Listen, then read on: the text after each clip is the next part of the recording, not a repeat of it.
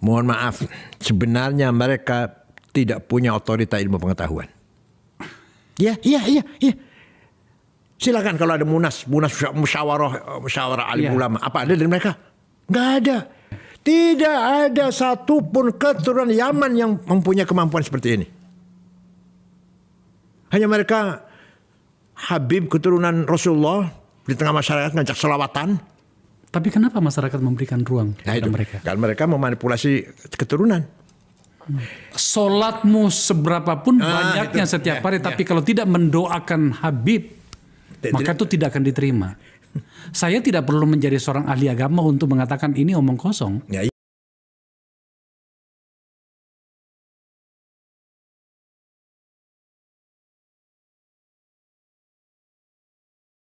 Yang harus saya sampaikan di sini, Pak Kiai, tapi memang sedikit agak sensitif. Gak apa-apa. Ada sekelompok masyarakat yang tampaknya memobilisasi persepsi hingga kemudian seakan-akan bahwa kalau berbeda dengan mereka maka itu bukan Islam. Yang saya maksud itu adalah apa ya? Orang menyebutnya dari Yaman itu gitu.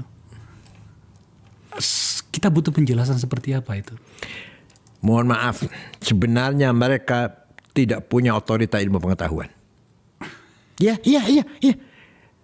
Silakan kalau ada munas musyawarah alim ulama, apa ada dari mereka? Nggak ada.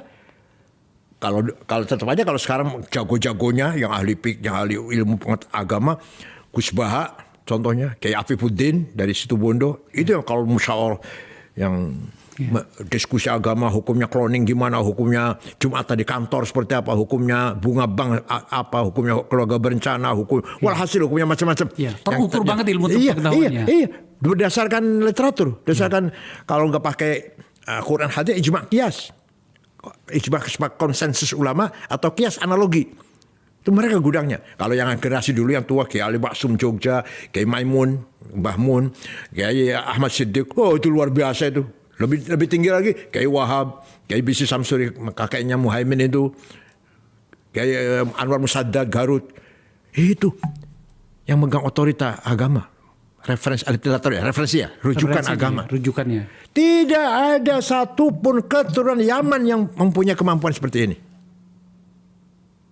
Hanya mereka Habib keturunan Rasulullah di tengah masyarakat ngajak selawatan. Iya. Ada nggak sih dengar nggak Bapak? Dari mereka yang mengeluarkan fatwa tapi yang artinya yang punya manfaat tuh masyarakat banyak. Tapi kenapa masyarakat memberikan ruang kepada mereka? Karena mereka memanipulasi keturunan. Memang ada di Qur'annya. Qul la as'alukum alaihi min ajri illa al-mawaddata fil qurba. Kalau katakan Muhammad, saya tidak meminta imbalan. Tapi satu aja saya minta, cintailah keturunanku. Kalau betul-betul keturunan. Kalau palsu. Atau itu ayat secara umum, secara khususnya yang baik. Cintailah keturunanku yang sesuai dengan yang sesuai dengan Islam. Jangan dibawa ke wilayah personal. Jangan general, itu adalah hanya kalian saja gitu kan. Dalam pemahaman Pak Kiai yang saya percaya betul, apa yang mereka sampaikan ke publik di kita itu tidak benar. Gimana ya? Dulu mereka itu sebagai sebagai dituakan di tengah masyarakat, dimintai doanya, diminta kehormatan, titik di situ. Tidak sebagai tokoh pemimpin pergerakan, bukan. Dulunya gitu. Saya masih kecil masih begitulah. Mereka itu ya kita hormati sebagai keturunan Nabi Muhammad, baca doa, baca selawat, tapi kepemimpinan tetap di kiai, ulama. Hukum atau apa kebijakan atau keputusan tetap di kiai itu. Belakangan nih. Ada perubahan memang. Kok bisa ada mereka punya anggota yang pengikut yang fanatik. Iya. Kita akui mengumpulkan Jumatan di Monas 1 juta lebih itu dahsyat. Kita akui. Iya, kita akui. Tapi apakah seperti itu? Hakikat bukan, tidak. Kenapa? Karena tidurnya di masjid, sholatnya di lapangan. Mana Islam? Gampang aja udah gitu, gampang aja. Ukuran yang gampang. Tidurnya di masjid, sholatnya di lapangan. Kebalik-balik nih barang. Iya. Berangkat dari Cirebon, dari Cianjur ke sini. Mau sholat Jumat, kapan? Besok di lapangan sholatnya. Malam ini mana? Di masjid tidurnya. Coba. Saya bawa dalam situasi forum saya ini Pak Kiai. Iya. Yang poin yang terakhir tadi ini. Apakah mereka tidak sebenarnya mereka itu sedang menerjemahkan pikiran religiusitasnya itu di dalam konteks agama, dalam konteks kekuasaan, maaf saya. Apakah tidak seperti itu? Bahwa yang saya maksud begini, mereka sebenarnya itu mau bicara tentang kekuasaan.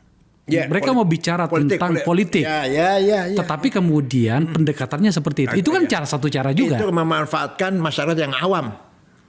Iya, masa awam. Dikira kalau mendengar, lihat ceramahnya. Pokoknya kalau ikut Habib, ikut Sorgal kan itulah. Iya. Si Habib itu ketika mati muka nakir aja nggak berani tanya. Habib si Fulan itu pernah mi'raj 70 kali katanya mi'raj.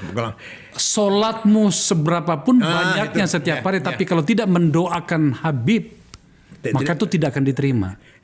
Saya tidak perlu menjadi seorang ahli agama untuk mengatakan ini omong kosong. Iya.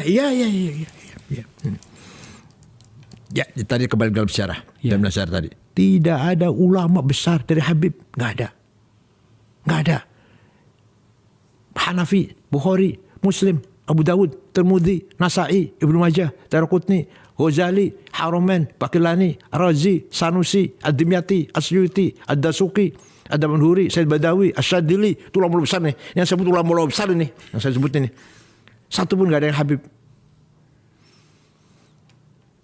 Wow. Oke. Kita masuk pada kajian terakhir dari diskusi kita Pak Kiai. Ini menyangkut dengan politik dan kekuasaan. Sebenarnya Islam itu melihat itu kekuasaan seperti apa Pak Kiai?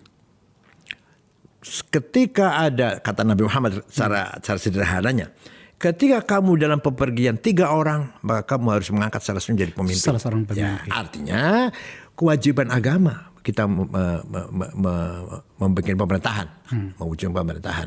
Bahkan Ibnu Taimiyah berpendapat pemimpin yang zalim lebih dari tidak ada pemimpin. Karena bagaimanapun masih masalah ammah, kemaslahatan umum akan terjaga kalau ada, walaupun dia zalim secara itu.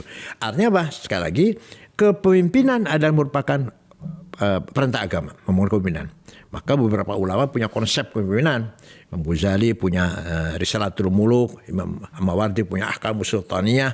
Secara garis besar, pemimpin harus pertama berilmu, punya kapasitas lah, berilmu pengetahuan. Ayyakuna aliman. Yang kedua, ayyakuna adilan. Tunjukkan sikap yang adil, kebijakannya yang pro rakyat lah, yang pro. Yang ketiga, ayyakuna zahidan, zuhud, tidak rakus. Malah diberi contoh di situ seperti Umar bin Abdul Aziz contohnya. Dan kemudian salim al-jism, sehat fisiknya. Tidak boleh pemimpin yang tidak sehat pemimpinnya, yang apa fisiknya. Dan kharijan, berani. Harus berani pemimpin itu, nggak boleh orang yang penakut. Ini secara garis besar. Kemudian menjadilah sebuah ilmu fiqhus siyasah, fakih politik. Bagaimana caranya membangun pemerintahan yang baik, kemudian bagaimana menggulingkan atau menurunkan seorang pemimpin yang zalim. Ada semua dalam namanya fiqhus siyasah dalam pelajaran agama Islam. Iya. Apa konteks kenapa sampai saya tanyakan ini Pak Kiai? Karena gini, ini saya bawa dalam suasana Indonesia ya. Di Indonesia itu kan ada 2 organisasi agama, ormas agama yang besar, UNU dan Muhammadiyah.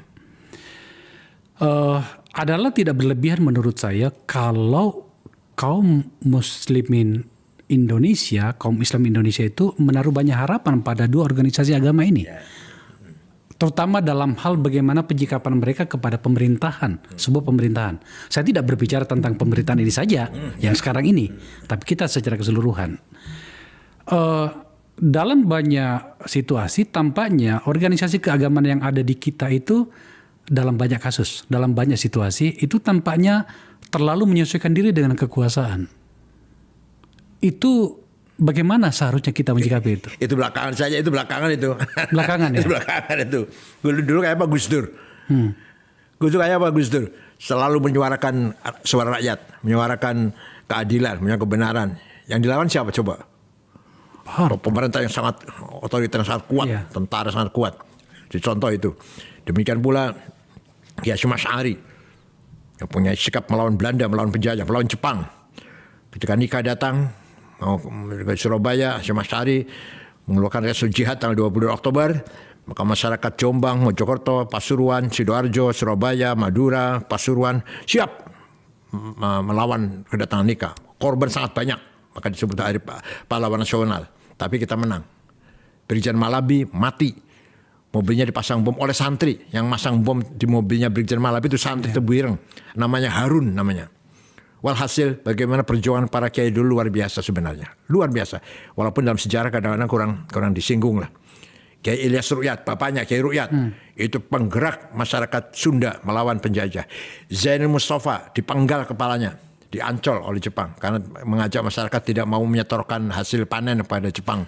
Kiai Rusdi, Hamid Rusdi di Malang, sekarang menjadi nama jalan, nama pasar, nama daerah di Malang, walaupun belum pahlawan nasional. Itu diberondong oleh Jepang. Kiai Ilyas di Lumajang juga dibunuh oleh Jepang, dimutilasi oleh Jepang. Semua itu kiai-kiai yang punya sikap luar biasa. Dan sampai yang menjadi batalion tentara banyak sekali. Kiai Munasir, bapaknya Pak Rozi Munir, Kiai Yusuf Hasim, pamannya Gus Dur, Kiai Abdul Abbas Buntet, itu semua pangkatan letnan itu, letnan, kapten itu, ya.